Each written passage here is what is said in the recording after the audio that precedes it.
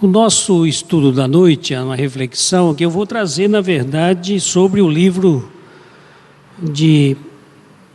do Espírito André Luiz, psicografia de Francisco Cândido Xavier, chamado Respostas da Vida, que na verdade o livro é uma resposta às nossas necessidades. É um livro constituído por 40 capítulos e cada capítulo ele é denominado um assunto e traz diversas frases como pérolas num colar, né? Cada uma independente, mas no conjunto traz a reflexão sobre o assunto. Então vou pincelar algumas dessas frases, algumas dessas pérolas que André Luiz nos trouxe, e nós vamos refletindo como uma resposta que o livro nos dá, que a vida nos dá também, né? Ele começa no primeiro capítulo, que ele denominou de este dia, ou seja, o dia de hoje. E ele diz numa das mensagens o seguinte: este dia é o seu melhor tempo, o instante de agora. Se você guarda inclinação para a tristeza, este é o ensejo de meditar na alegria da vida e aceitar-lhe a mensagem de renovação permanente. Então veja que nós temos, né, desde este dia, ou seja, o dia de hoje, é o melhor tempo, é o instante de agora. Então, se nós guardamos a inclinação para a tristeza, especificamente, como ele coloca, este dia, este momento, o ensejo, ou seja, é a oportunidade, o momento de nós mudarmos. O que é a tristeza? Veja que a tristeza é um sentimento humano, normal, um sentimento que decorre de um acontecimento imprevisto ou não que nos satisfaça, que nos alegre, né? Então a tristeza, ela surge nesses momentos na nossa vida, uma coisa natural, normal sentir tristeza. Mas o que ele está justamente colocando como um alerta é essa tristeza que é um meio de vida que nós adotamos. Ou seja, aquelas pessoas que têm a inclinação, a tendência para permanecer triste, melancólica. Então isso passa a fazer parte da vida da pessoa e até aquelas pessoas que estão à sua proximidade começam a perceber, começam a sentir essa energia triste que irradia daquela pessoa. E com isso, os nossos amigos espirituais, nossos companheiros, também são atraídos em consonância com essa energia. Então, se eu tenho uma vida inclinada para a tristeza, as companhias espirituais que eu vou atrair, certamente também tem. E o que acontece com isso? É uma multiplicação dessa tristeza e cada vez mais ela vai se acentuando na vida dessa pessoa, né? Ou seja, vai gerando os sintomas da melancolia, da angústia, e vai chegando na depressão e pode sim se acentuar numa depressão, que o primeiro passo é a tristeza. Então, o que acontece? Nós temos que aproveitar o dia de hoje para revestir o nosso pensamento, mudar, como dizia lá no Paraná do Wilson, né? Trocar o disco, mudar o foco, né? Então eu devo vestir um pensamento da alegria, ele está falando aqui, né? De meditar na alegria da vida. Sim, mas a minha vida está tão difícil. É porque se eu estou com a dificuldade na minha vida e continuo cultivando a tristeza acentuada, é provável que não vá melhorar também, né? Então o que eu devo fazer? É justamente vestir a alegria, como se vestir a camisa da alegria.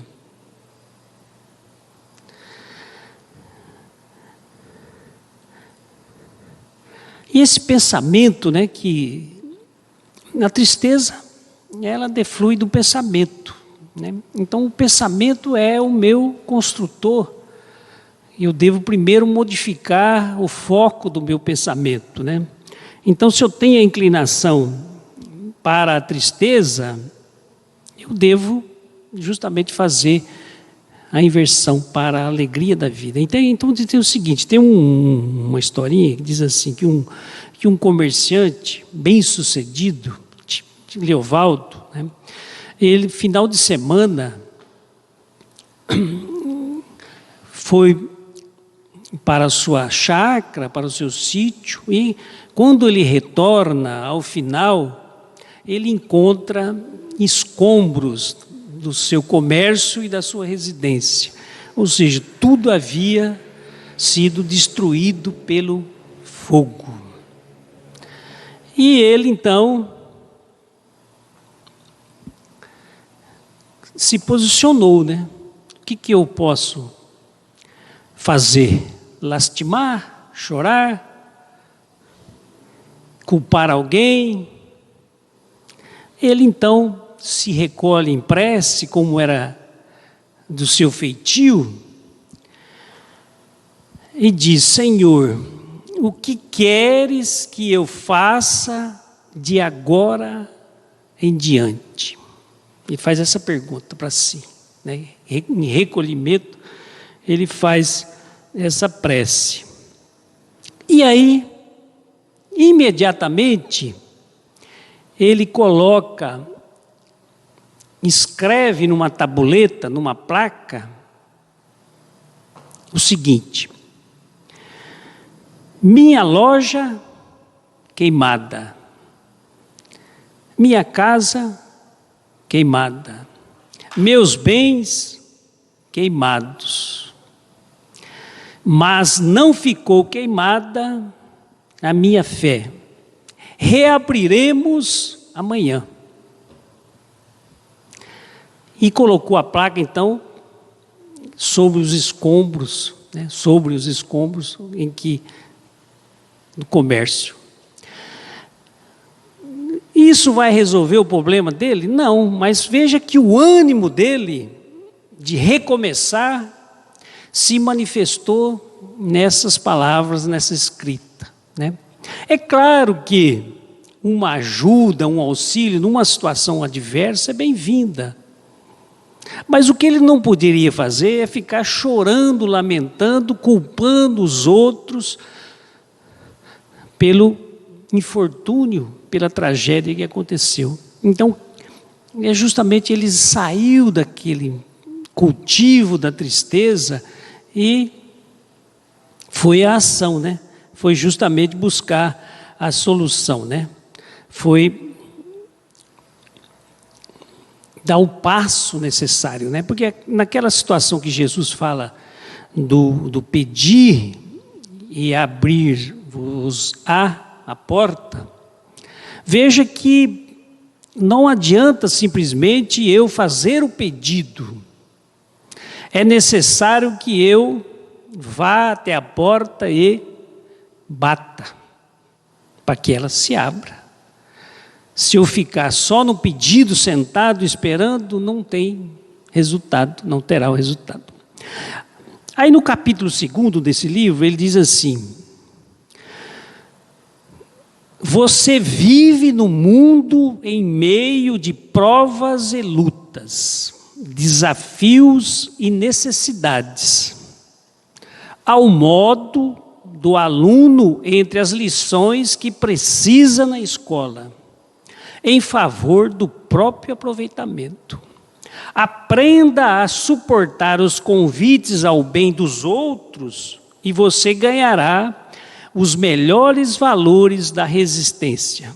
Esse capítulo chama Ganhando Resistência, ou seja, ganhando resistência espiritual. As mensagens é justamente como que eu ganho essa musculatura espiritual para enfrentar os desafios, né? Então eu vivo no mundo, eu vivo na terra, em meio a essa sociedade em que permeia as nossas relações de provas e lutas, desafios e necessidades. Então nós não podemos esperar que as coisas vão acontecer sem o esforço, sem a vontade e a superação, perseverança, né? Porque é da condição do mundo, planeta Terra, que nós nos encontramos. Então nós olhamos à nossa volta e vemos acontecimentos, às vezes, que na nossa intimidade nós já não aceitamos mais. Acontecimentos que ainda estão muito aquém daquilo que a sociedade poderia devolver a todo conteúdo, a todo processo de aprendizado, a tudo aquilo que o Evangelho já nos apresenta como lição de moral, lição ética, lição de honestidade no nosso proceder, e principalmente a lição de amor, né? Que nós temos que... né? Então, nesta situação do aproveitamento, veja que o aproveitamento é meu. Então, o meu desprendimento em ser um auxílio presente na vida do outro, o aproveitamento é daquele que faz, daquele que realiza. E aqui interessante, uma mensagem bem curtinha retirada do livro chamado Evangelho de Chico Xavier, psicografia de Carlos Bacelli. Ele compilou, na verdade, frases de Chico Xavier, mas ficou, na verdade, como sendo de uma compilação que ele fez. Diz a mensagem: os espíritos amigos sempre se mostram dispostos a nos auxiliar, mas é preciso que, pelo menos, lhes ofereçamos uma base. Muitos ficam na expectativa do socorro do alto, mas não querem nada com o esforço de renovação. Querem que os espíritos se intrometam na sua vida e resolvam os seus problemas. Ora, nem mesmo Jesus Cristo, quando veio à Terra, se propôs resolver o problema particular de alguém. Ele se limitou a nos ensinar o caminho que necessitamos palmilhar por nós mesmos. Então veja que para recebermos o auxílio espiritual, nós temos que oferecer uma base, a base de sustentação, ou seja, um mínimo. Porque se eu não tiver nada para oferecer em troca ainda, ou seja, se eu não conseguir ainda entranhar na minha intimidade nenhum bem, nenhum mérito, os espíritos também não podem fazer nada. Então, se eu não me levantar aí até a porta, ou ajuda-te que o céu, ou seja, os amigos espirituais te ajudará, o problema não será resolvido, né? Não será. Então, nós precisamos dar, nessa lição de Chico Xavier, é justamente isso, né? Os amigos espirituais sempre se mostram dispostos a nos ajudar, isso é verdade. O que falta é justamente a nossa correspondência, às vezes. Mais adiante, no capítulo 3, ele chamou de ingredientes do êxito. Eu acho esse capítulo fantástico, para a nossa vida, porque nós vivemos correndo atrás do êxito. Todos nós queremos o êxito. Mas que êxito é esse? O êxito em tudo. Desde o êxito na melhoria da saúde, melhoria da nossa condição financeira, melhoria da nossa condição espiritual, nós progredirmos espiritualmente. Então, o êxito da nossa reencarnação, no retorno ao mundo espiritual. E ele traz, então, diversos apontamentos que ele chama de ingredientes do êxito. É como se nós imaginássemos um bolo, né? Dona Luzia, quando faz aquele bolo de cenoura, né? E com fubá, e aí ela coloca diversos ingredientes. Se faltar um ingrediente, Dona Luzia, provavelmente o bolo não vai ficar gostoso, né? Como de costume. Então a pessoa que confeita o bolo, ela vai cuidar para que todos os ingredientes estejam presentes neste bolo, para que ao final o resultado seja. E assim também é na nossa vida. Nós devemos prestar atenção nessas respostas que a vida nos dá e justamente ficarmos atentos à presença de todos esses ingredientes para que o êxito se realize ao final. E ele começa dizendo o seguinte: o êxito espera por você, tanto quanto vem exaltando quantos lhes alcançaram as diretrizes. Então ele começa o capítulo justamente falando isso, né? Que o êxito espera por você. O que quer dizer isso? Quer dizer que o êxito está ao alcance nosso. Todos nós temos possibilidade de alcançar esse êxito. Porque muitos, como ele diz, né? O êxito espera por você, tanto quanto vem exaltando quantos lhes alcançaram as diretrizes. Então o êxito está, a vitória, aquele projeto que nós almejamos de crescimento é possível, porque o êxito espera. Veja, mas ele espera a gente, não a gente esperar ele, nós que temos que ir à procura dele, né? E é justamente esse êxito, ele me lembra uma questão do Livro dos Espíritos, que é a questão 909, que está ligada a essas possibilidades. Na questão 909, Kardec fez a pergunta: poderia sempre o homem, pelos seus esforços, vencer as más inclinações, vencer as nossas más tendências? Será que poderia sempre? É fácil isso? É fácil? É fácil mudar? É fácil transformar para melhor? Normalmente a resposta nossa é sim. Não, a nossa resposta é não, mas os Espíritos falam justamente o contrário, né, Dona Lúcia? Os Espíritos nos dizem sim, é fácil, ou seja, é possível. E frequentemente fazendo esforço muito insignificante. O que é uma coisa insignificante? É uma coisa pequenina.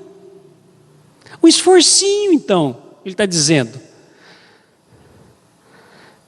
O que lhe falta, complementa os Espíritos, o que lhe falta é a vontade. Quão poucos dentre vós fazem esforços. Então, o êxito é possível? É. Mas para que o êxito seja exitoso, é necessário colocarmos um ingrediente chamado vontade nas nossas necessidades. E a vontade ser ativa, no sentido de vou atrás daquilo que eu preciso, vou atrás daquilo que eu estou almejando.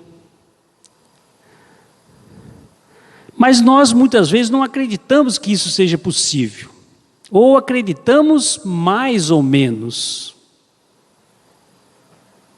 Então esse acreditar mais ou menos é justamente o grande problema nosso. Porque aí nós não, como diz na primeira afirmativa aqui de André Luiz, nós não vestimos a ideia verdadeiramente. E o nosso pensamento ele é construtivo.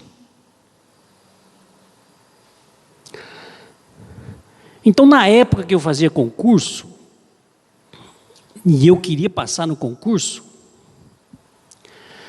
alguém me disse o seguinte: você tem que fazer ideias afirmativas todos os dias. Então eu começava a escrever no livro: eu vou passar no concurso, eu vou passar no concurso, eu vou passar no concurso. Escrevia uma folha inteirinha. Eu vou passar no concurso. Eu quero passar no concurso, eu preciso passar no... Ou seja, claro que eu sentava na cadeira, tomava guaraná em pó e estudava até madrugada. E final de semana eu estudava, porque eu trabalhava durante a semana. Então eu precisava aproveitar o tempo nesses momentos para estudar. E aí conseguimos, né? Mas o esforço, até hoje é assim também, né? Quando a gente se propõe a fazer alguma coisa, a gente tem que acreditar naquilo que a gente propõe, mas também fazer a contrapartida, que é dar a nossa parte, aquilo que é necessário que a gente façamos, né? Que façamos. Então o André Luiz diz: o êxito está nos esperando. Isso é um alento. Isso é muito bom saber que nós podemos alcançar, né? E aí ele continua, aí eu vou colocar já a segunda frase desse mesmo capítulo, que eu achei também fantástica, que é um problema que nós temos de ficar remoendo o passado. E o ingrediente do êxito não quer que você continue remoendo o passado, porque o remoendo o passado quer dizer o passado negativo, o fracasso, o insucesso. Diz ele assim, ó: largue qualquer sombra do passado ao chão do tempo. Qual a árvore que lança de si as folhas mortas? Então veja que a árvore, a sabedoria da natureza, quando chega a época do outono, ela expele todas as folhas velhas. Para que ela faz isso? Para que no lugar venha folhas novas, folhas viçosas, e à frente o fruto, né? Então, a ideia que ele está falando é justamente isso. A pessoa às vezes rompeu um relacionamento e continua remoendo todos os acontecimentos negativos daquele relacionamento. A pessoa não conseguiu o intento em algum projeto, a pessoa desiste: isso não é para mim. Como eu já falei do concurso, eu devo contar uma experiência pessoal.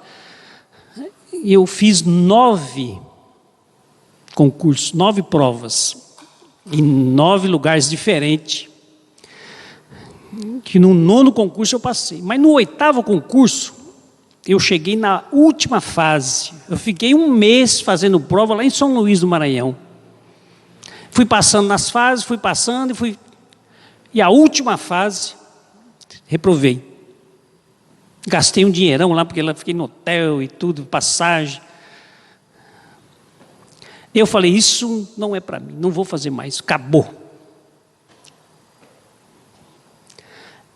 Mas eu já estava inscrito no 9º concurso, que era justamente no estado que eu morava em Rondônia, era advogado em Rondônia. E aí eu peguei e falei assim: bom, já que eu estou inscrito, Isso foi uns 5, 6 meses depois, né? Já que eu estou inscrito, paguei a inscrição, vou fazer a prova. Passei, né? Ou seja, desistir, às vezes, de um projeto, é porque ou ele não está maduro ainda, ou você ainda não está preparado para ele. Então foi justamente aquele sinalzinho que faltava, e cada concurso você ia aprendendo coisas novas, ia evoluindo e acrescentando mais conhecimentos, né?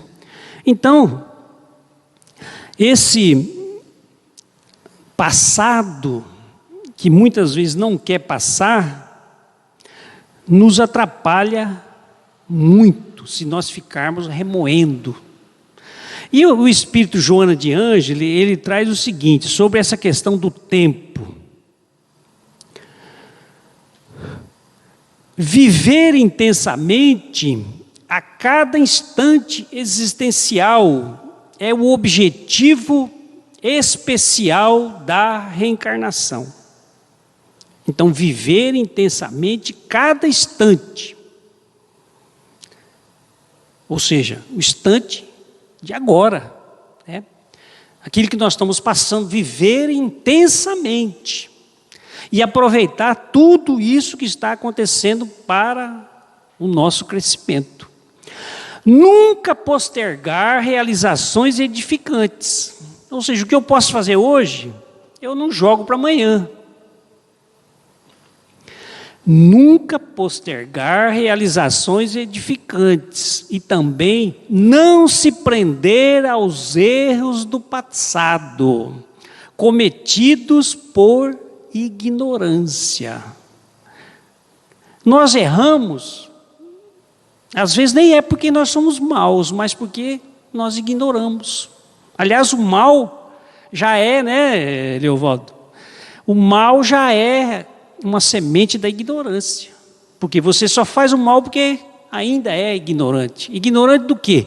Ignorante da essência da vida, da realidade da vida e da sua condição até de espírito imortal. Porque se você tiver a noção exata de que você é um espírito imortal, você começa a se preocupar mais com aquilo que você está construindo para a imortalidade.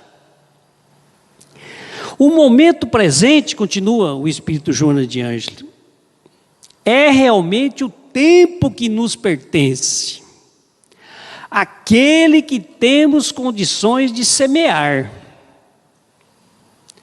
Fixar no tempo passado pode ter alguma utilidade, quando é fonte de reflexão e crescimento.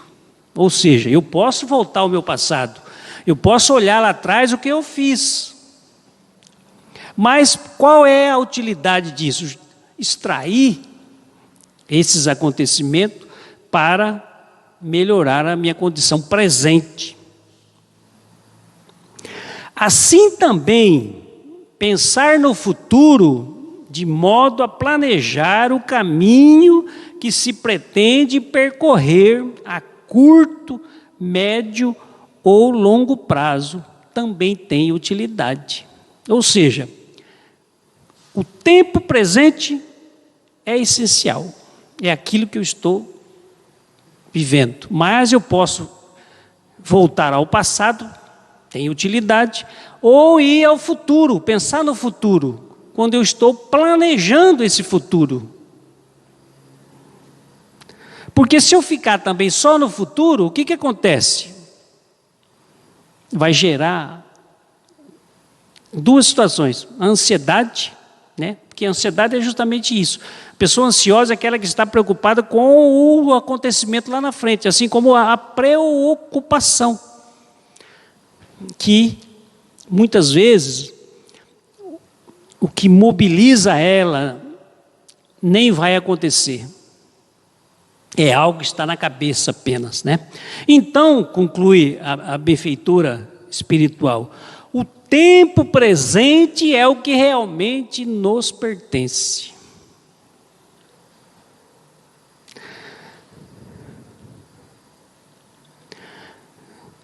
E eu vou na última, tem mais algumas aqui, mas eu já vou para a última então, porque senão vai passar o nosso tempo. Tem várias passagens tão interessantes nesse livro, eu recomendo. Só vou fazer essa aqui também. A existência, a gente pode perguntar, mas qual é a função da minha existência? O que representa essa existência atual minha?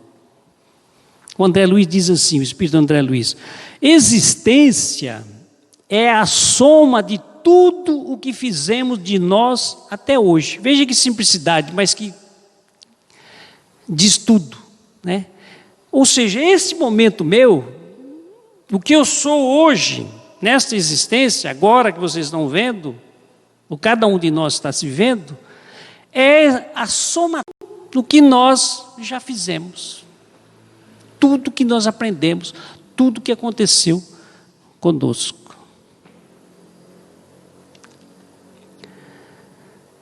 E por fim,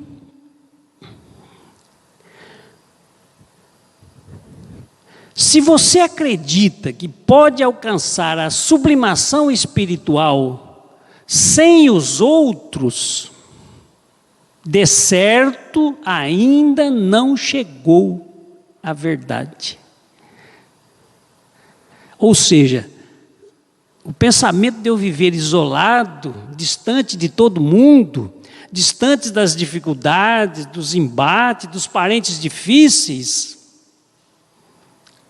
é um pensamento equivocado, porque olha, se você acredita que pode alcançar a sublimação espiritual sem os outros, de certo ainda não chegou à verdade, você ainda não descobriu ainda a realidade. E o Espírito Emmanuel, ele diz assim sobre isso: esperas ansiosamente encontrar o Senhor. O maior sonho nosso é esse, não é? Encontrar Deus, encontrar Jesus, seja encontrar uma entidade espiritual elevada. Esperas ansiosamente encontrar o Senhor, e um dia chegarás à presença, à divina presença. Ou seja, um dia nós chegaremos. Entretanto, mudando o rumo da conversa, entretanto, antes de tudo, a vida te encaminha à presença do próximo, porque o próximo é sempre o degrau da bendita aproximação. Então eu só vou aproximar desses luminares espirituais utilizando o meu próximo como degrau, não subindo em cima dele, prejudicando, fazendo mal. Ao contrário, fazendo bem, devolvendo o amor, a fraternidade. O degrau exige exatamente isso para a subida, né? Então que possamos pensar, refletir, né, nessas orientações tão benéficas para todos nós. Nossa gratidão, Senhor, pela oportunidade de estarmos juntos nesta noite, pela presença de todos os irmãos encarnados e desencarnados, e que possamos retornar aos nossos lares, agora mais abastecidos espiritualmente, mais esclarecidos pela inspiração, e assim, Senhor, que possamos fazer o bem, ser paradigma desse bem, desse amor, onde quer que estejamos. Abençoe-nos, não só hoje, mas sempre, que assim seja.